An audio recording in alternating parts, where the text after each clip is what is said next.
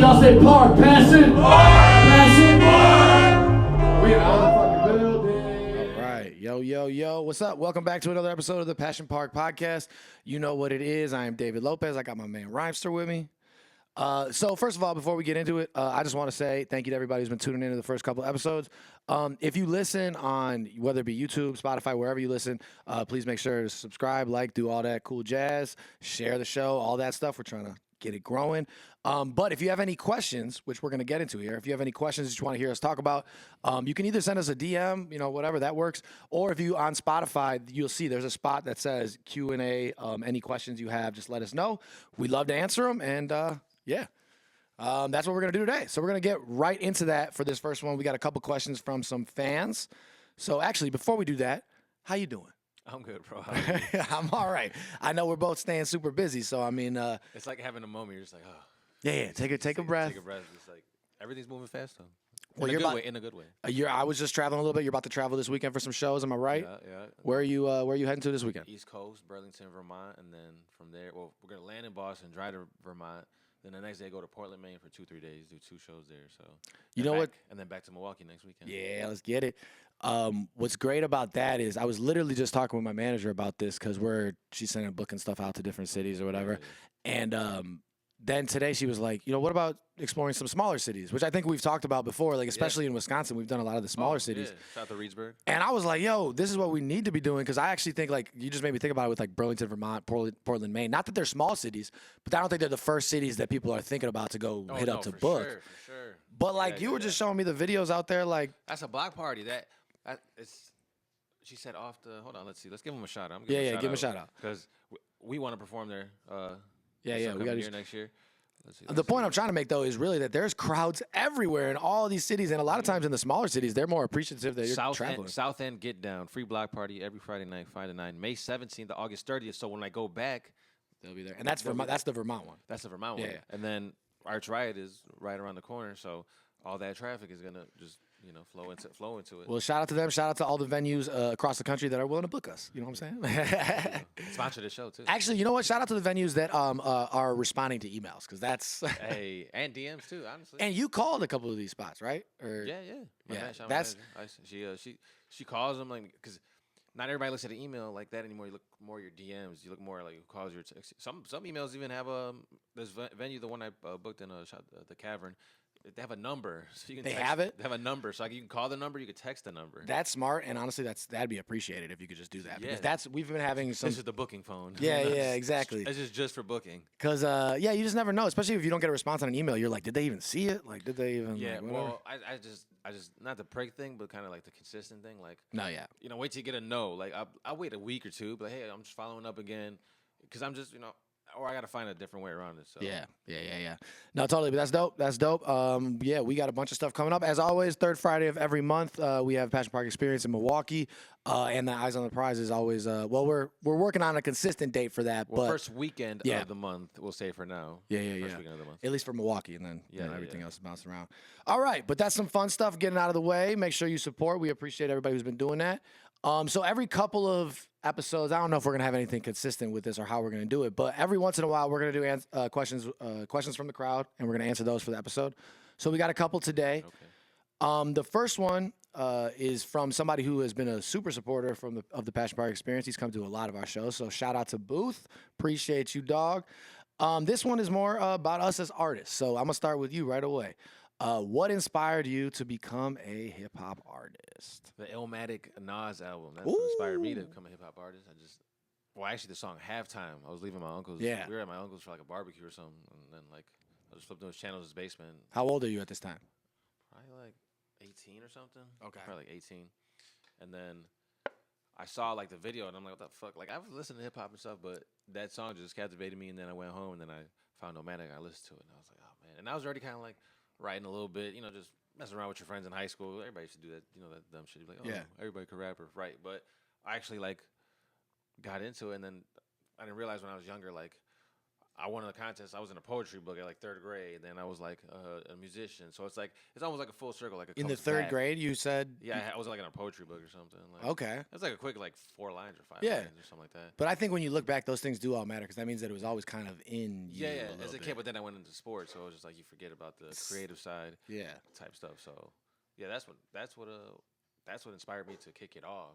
What I think is, I mean, I'm sure there's more to this, so we're gonna ask more. But what I think is interesting, what you just made me think about, is like when we were growing up. Not to date ourselves and make us seem super old, but like it wasn't like, yo, you want to rap, just open up your MacBook and you can start making music. Oh, Like it yeah, was not yeah. like that at Nope, all. So nope. like the barrier to entry was not even realistic to me at that point, like at all. Like it wasn't just like if you wanted to be a musician, like you had to go out of your way to do it. Oh yeah, for sure. That wasn't even like a skill you found around so easily. Like when you went to the first, I remember when I went to my first studio. I didn't even find the studio. My friend found the studio Yeah. for me, and then now you get into that world, and it was like you had to learn. Like you had to sit there and learn that. Go to a nice like paid for it's acoustic, all that. So I done paid so much money for all kinds of studios. No, for sure. 70, 80 an hour type stuff. And in my mind, I'm like, but as we got into the snowball of technology and all that, then you're like, well, damn, you don't necessarily need all that, but if you're in that business, it helps you thrive. Because not every artist likes, well, not every artist. Some artists want to feel comfortable. They want to be in that big space. Versus some of us are like, man, I don't hotel room, Lil Wayne shit, you know, Yeah. off the buzz. So Well, I think it's what that highlights for me, and I mean I've talked about this before. It's obvious too. Is like that's a reason that there are more artists nowadays, like good and bad, whatever. It doesn't matter. We're not even talking about quality of it, but there's a lot more artists now because you didn't have to. You don't have to go so out of your way to do it. It's kind of you can make a song on your phone now, which is crazy. Shout out to BandLab. BandLab, I Yeah, was shout out to like like BandLab. it's a great way to collaborate with people. GarageBand, that's another one you could But do. like back in that day, like I don't even. It's not even that long ago, really, to No, be no, honest with no. you. Like if you wanted to be a musician, period, you had to really want it and put your money where your mouth is because you were gonna have to pay for a studio. You were gonna have to do that, and you weren't gonna just go there and just to freestyle for 3 hours. And also, Like, and also, you gotta think about the business of it was different too. You couldn't just blow up through, like, how there are people up on YouTube, TikTok, like that wasn't around to No. blow up on those things. So people had a what's it called? Like you had those labels where it had more control. You know, CD sales. Then once it starts turning into streaming, it was still kind of when the first streaming first came out. It wasn't just like they're gonna blow up just yet. No. Like people were still in control. The labels, the big people, but now you can see it's getting a lot more free. It's still a lot of back and forth, but I'd be curious to know Very- Spotify very numbers. freeing. Like originally when streaming started, I'd be curious to know like how many songs are getting uploaded per day then. Because now we hear yeah. that song, that whatever. But back then it couldn't have been nearly as much because it wasn't as DIY in that regard. All right, so Illmatic is what kind of gets you like in the mode of like you would actually be an artist yourself. You would say, yeah, for sure. but you were always a rap fan, like growing up. No, yeah. I was a rap fan. Not just a rap fan, a music fan. Just everything. My stepfather had like so many CDs of just from Prince to blues Yeah. to jazz to movie soundtracks to you fucking name it. I heard it or something like. And then we're both Cuban. You know how Spanish is. Yeah, Spanish, yeah, you know, yeah. Spanish music is always playing. It's always playing in the mornings, or if you go to your grandparents or whatever. Like, so mix that in a bowl. And just subconsciously, it's already sitting in your head. Yeah. So then once I started being creative, then I got into production, and now it's like now all that is just fully coming back. Well, I think that's why the poetry thing, like in the third grade, Yeah, just yeah, stands it's out to crazy. me because that means it was in you, like you liked yeah. writing or whatever that may be, and then something brings it out at a later point. And so you were saying that, And it's still poetry at the end of the day. 100%, like they're all, yeah. Poetry in motion. So like up till you're 18 and you're kind of in the sports world, right? That's yeah. more the- You know, playing basketball. And then other were you sports. at that time like thinking? And you can look back at this and be like, do you think you were like looking for something else that is like, oh, I need to like put all my energy into something else, or just like, Oh, from basketball? yeah, like or like how did that switch happen? No, I kind of Like, I played basketball to a point where just like I'm just gonna play it to play it. Yeah, like yeah. I'm not gonna, try. You could try, but then you got to think about like a lot of people realize like if you're like that teenager, you want to be in those kind of sports. Like you're gonna have to pay for that training. You're gonna have to pay for those gyms to be in, to travel to whatever teams you're on. Like that's an investment in itself. It's honestly no different than this now. Exactly. Like, It's yeah, just a like- different investment. So my thing was like, I love it. I love watching it, playing it all, but I'm not investing to the point where it's like, nah, man, I'm not going all the way. And like, I didn't feel bad about it, but I just knew like, I'm gonna do something creative with my life, like something creative. And then obviously now music, but then that music just opened up to be throwing events or curators or hosts. Like, right.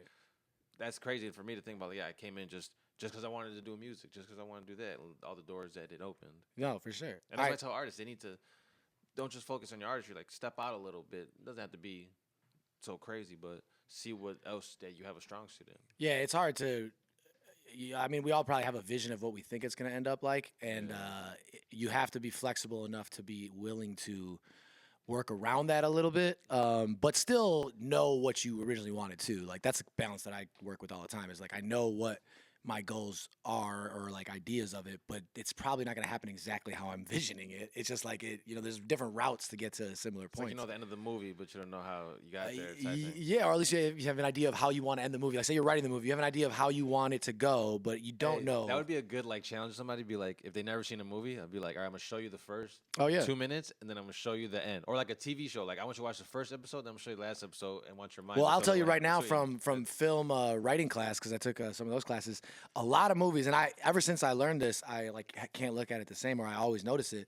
A lot of movies, the first, if not the first scene, something in the first act, is it mirrors what happens at the end of the film. Yeah, Like no, like it just they do something that you're like, oh, it ended with a beach scene and it started with a beach scene or something like that. The right? Irishman, it starts with Jimmy Hoffa's brains getting blown out, but you don't know it because you don't know his character, you don't know Yeah. anything, and then I'd be lying if I said I watched that whole 3.5 hour movie. I Hey. did not. I did. So Okay. How did you? What's your inspiration getting into the rap game? Because you're a hooper too, so I know. Yeah, I mean, similar. I asked such a leading question, being like, "Did your energy switch over?" Because that's really pretty much what happened to me. But wait, real quick, I'm gonna answer it. But before I forget this, I want to know, after the Nas thing, when was your first studio set? Like, do you remember your first song you wrote? Man, no, I don't know. Crazy how people like my first song, man. No, because I was just writing so many and recording so many, so I was like, But like, so like your first studio session, like you like. man, you- my first was in my room. It was in my garage. Oh, it was? Okay. Yeah, myself, like on Audacity. I had got Audacity. I don't even know. I don't even remember that. I don't even know what that is. It would make your computer crash every like 20 minutes. So you have to. That's how I was recording. In a hot day like today, in my garage, and then I got a Mac, and then I started doing GarageBand, and then I had homies who were like trying to produce, but Yeah. they're really just beat making. Yeah. But we didn't know we knew what we were doing. But I can't even say what No, my you don't first remember it? song is, man. I don't even know, because then I was also like freestyling a lot. That's how I got better, by just Yeah. freestyle. I forced myself, because if I was in traffic going to work, I have like a CD of like just beats. And you would in my just- car, and I'm freestyling in traffic. I'm looking at if a sign says something like says more paints, I'd be like, more paints. You can't like, to make my mind do that and all that. And then That's fucking great. yeah, and then just like I use also people, you could study with this. You don't have to like rhyme zone. If you don't know a word, put a word in, and it'll give you all kinds of stuff. Look at Yeah. all that. You don't have to go on it every single time, but when you're freestyling, or there's a thing called word generator. So you put how many words in. So you put 6, you put word generator, 6 words pop up. So I used to challenge like cats, be like, all right, we'll do that, and then rhyme with every word or make it in the freestyle, and then you keep going. I'm glad I asked that because that is I mean, I always like, for those who don't know. I mean, like I know you're a skilled freestyler. Like that's a different skill set. Like I think you would agree. It's a different skill set. Like some people are like I would just openly admit I've never felt like I've been good at freestyling. I've caught like moments and rhythms and stuff, but like Yeah, I've yeah. never. No, It's never been it's something that I've tried to a whole hone in. different fight. Yeah, it's a Yeah, whole it different is. fight. But that's why it makes so much sense that you trained for that. You're in car rides Yeah, training yeah, for yeah. that. You're learning how to do And that. that helped me like make music too. Yeah. Oh yeah. Dude, they all go together. Because bro. also I would start recording my freestyles because I said this, I said that. Now I can turn that into a hook. I could do this. So Yeah, because a lot yeah. of people they just look like they think freestyle again it's cool, but like you're spitting out ideas that are yours. Take them. Yeah, exactly. And if you're still trying to make songs at the end of the day, like use Yeah, those yeah. ideas. Yeah, that's so what's yours? yeah. I mean, similar in certain senses. I was always a rap head. Like, I was just I loved music growing up. I did a talent show like in the 3rd grade to Backstreet Boys. You know what it is? Baby, it's back. No, all wait. right. What song did we do? It was me and this other kid. We did. I think it was "I Want It That Way." If you remember, I Want It. Bet you were feeling it too. Oh hell yeah, bro! I thought I was whatever, but that all. But I never played music. I never played an instrument. I remember asking my mom if I could play the drums one time when I was a kid, but then So she was. so they realized how loud that Oh, was gonna be. I think she was just waiting for me to like be like, you don't really mean that, right? Like, because they didn't want to deal with that. Yeah, But so I was drums always. ain't cheap either. Yeah, oh hell no, dude, hell no. Yeah, and your neighbors, like everybody. Shout had out to to- your neighbors. Yeah, for real. Um, So I was always the kid. Like I would get I would get CDs. We lived across the street from Best Buy growing up. We always went and got music. Like I was always really into that world. Me and my homies collected all the Hot Boys. For those of y'all who do not remember, Lil Wayne was in a group when he started. When he was like Called Hot 13. Boys. Hot Boys, BG, Juvenile, Turk. They're doing a reunion tour. Are they? Oh shit, man. So growing up, we collected their CDs, and so we had every CD pretty much from the Cash Money collection from the Hot Boys, and that was before any of us were trying to make music, but we just like were really into that world, loved it. Growing up, I was basketball was my whole life. It was like pretty much my only thing. Like I mean, But during basketball, like I think the best thing I remember about basketball was like the times you were waiting to play or on the Yeah. bus going, and Oh, then yeah. you had your iPod. That's when the iPod around our time. I had the game, documentaries, all those like Dude. listening to those just like you just put you in the zone. No, you're dude. exactly. I think that being in that world, like even more so, I was the guy. I made the warm up CDs in high school. I downloaded all the newest shit, and then for the bus rides, you have all the newest shit. The Yeah. documentary, bro. The Game. Yep. In high school, there was a time where it was the Game, Jeezy, and Wayne, who were like my favorite three rappers, and I just was like always getting all their new shit. So I was always like on top of that. I even remember then. Playing throughout high school, and then I went to college. I played like small D3, but like even there, like we had house parties, and I would download all the new songs, and people would be like, "Yo, I haven't heard this yet." So like, DJ Lopez. I was always into that world. Like I loved it so much, yeah. but I never considered making music. And then what happened was my college house that I lived with or that I stayed in, we had a couple friends, close friends that were pretty musical that lived in our house. And my shout out to Clint, my like close friend, stood up my wedding and shit, like my brother. He started making funny songs, like just like funny parody songs and shit. And so that's an easy way to kind of be like, all right, you don't have to take it too serious, but you can just like kind of whatever. So like I still remember the first vote. I don't remember the words, but I remember the first verse I wrote like for one of those funny songs. So we made a couple of those. But honestly, that was my junior year of college. So I had a year left of basketball because I was gonna play no matter what throughout my senior year. That was just the plan. But I could kind of see the light at the end of the tunnel. Like I felt like, all right, I'm not going overseas, even though I thought I was gonna, whatever. Like, so I'm like, all right, well, what's the next thing? I didn't know this subconsciously, but as soon as I started making those songs, I realized that I actually really, really loved it. Like, cause I remember the first song I wrote, it was called Big Dreams. Like, it was like a poem. Like, I remember I wrote it in a class. Like, I remember, and from that point on, I could never really admit it to everybody, but I knew it in my head. I was like, I am obsessed with this. Like, I loved it. So, like, I was going on our team bus rides writing songs. Like, I remember coming back from tournaments writing songs in the room, and I'd be lying if I didn't say, like, I think maybe it did take me out of it a little bit my senior year, where I was like, my focuses were split a little bit. Yeah. But like, that's just how it goes. And I was also taking acting classes at the same time because I loved Entourage. So Vinny Chase. I remember sitting at my dad's office. I was like a secretary for him for that summer, and I remember looking up like acting classes and extra shit. And so I started taking acting then. And so like that same time, I just started acting and rapping, and it did both. So like the artistic world opened up to me. I just want to make sure I'm saying that right. I think you did. It opened up that world to me, like just like at the same time. And acting was a great excuse to tell people that I was going to be an artist because they didn't believe me when I said I was going to be a rapper. But they believed me when I said I was going to be an actor. And you when you want to chase something new, and like it's like the friend group you're with, like they like it for a bit, and then they kind of fall out with you. Oh yeah. 'Cause it's just like it's not the same passion, not the same drive, and that drive is taking me. Nobody else can see your vision. I mean, we've talked about this before. A lot of times, your first show. This is why when we book artists on their first show, we're like, oh, they probably gonna have people come out, because your first show, you usually do have people come out. I remember my first show. I had. But they're gonna keep coming out. Yeah. People. And not just them. Like It's your responsibility to kind of a be person like, who knows you. To me, my rule is a person who knows your first name is not your fan. oh, that's great. Well, except that my first name is my artist name, but I hear I get the You point. personally, though. Yeah, you I get the point. personally, so. If you don't know my middle name, I live a lot of close friends don't know. No. Yeah, that kind of that I guess that would pretty much sum it up. It's changed from basketball to art like quickly, and I never looked back. It was just kind of that was it. Yeah, and now it's just like it blows my mind. Like like I told you today, like what we're doing, because we went like not at turtle speed, but we were moving at a decent speed. Then you just felt to like get faster, and then now it's like it's nonstop now. Yeah. Like now it's like you used to think about next week's show. Now you got to think about shows 2 months from now, 3 months from now. Like, Yeah. Like I just booked the venue in Manchester. Yeah. United Kingdom for Eyes on the Prize. So now I'm like, that's in November. But I still now I gotta see how far ahead we gotta be. And then we're Mr. talking Worldwide, about Mr. Worldwide, Mr. International.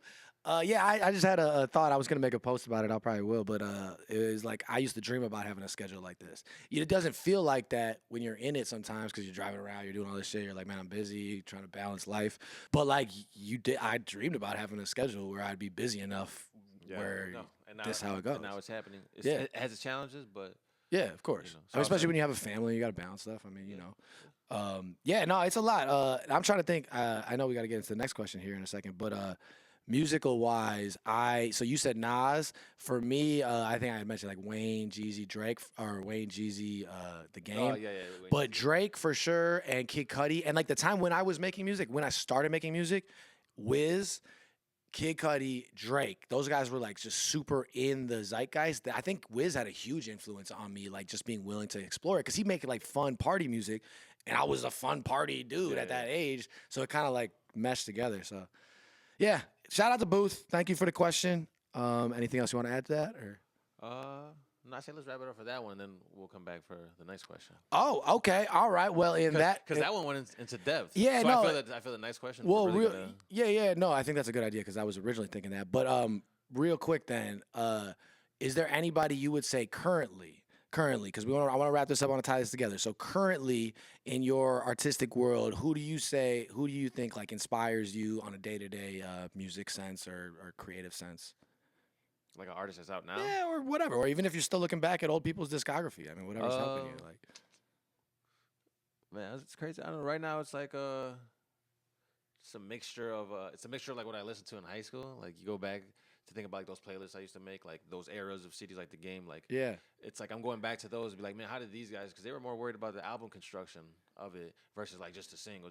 So I'm listening back to them, and be like, all right, I'm listening from front to back to be like, yeah. let's see how you could bring that, back and all that. Because now everybody's like, oh, so and so's debut albums come out, so and so's debut album. I'm like, yeah, but it's really an album, or is it just a bunch of songs put Compilation of together? singles, yeah. So it's like the concept of album today and album back then. So right now in my collection is music from 2010s and a little before. Okay. Where it was like albums, where we cared about albums. Because now the singles are, to me, are treated like albums. It's like, Yeah, you I got mean, the music video, you got the artwork, it's like so much that comes with a single that can come with an album. no, the rollouts are definitely more like album wise. No, I love that because I still value albums very much. Oh, as so I mean, do I. we've both dropped That's why I yeah, mentioned it. both dropped albums this year. I mean, yeah, it's it matters a lot. For me, I would say that it's hard to pinpoint artists that I listen to as much because like we make our own music, we're mixing our own shit all the time. I mean, I listen to a lot of artists, but I mean, I talked about it before, but La Russell is somebody who just on a day to day, you watch the grind, and Russ, those guys because they done it DIY, independent, are really inspiring. Shout out to La Russell and Good Company because I did the Q&A and he has a Passion out Park Eden. tee. So if you guys are listening Shout to out this, Hit Boy too. yeah, Surf shout out Club. to Hit Boy. He liked our stories and shit. Yeah. If you're listening to this, I need you guys to go blow up La Russell and Hit Boy. Tell him to check us out. Tell La Russell to rock that Passion Park tee that I gave him at the Q&A. So There we go. make sure they get that. But yeah, if you got any more questions, make sure you hit us up. We're gonna be answering more stuff throughout these episodes and just trying to provide some value and doing our thing. You know what I'm saying? All right, we'll be back.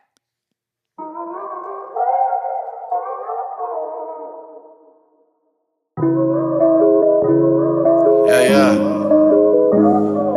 Patty Mahomes, they can never stop the drive. They only hitting my phone cause I got shit to provide. Keys to the city when I finally hit a million. I ain't even from a mill before when folks was fucking with me.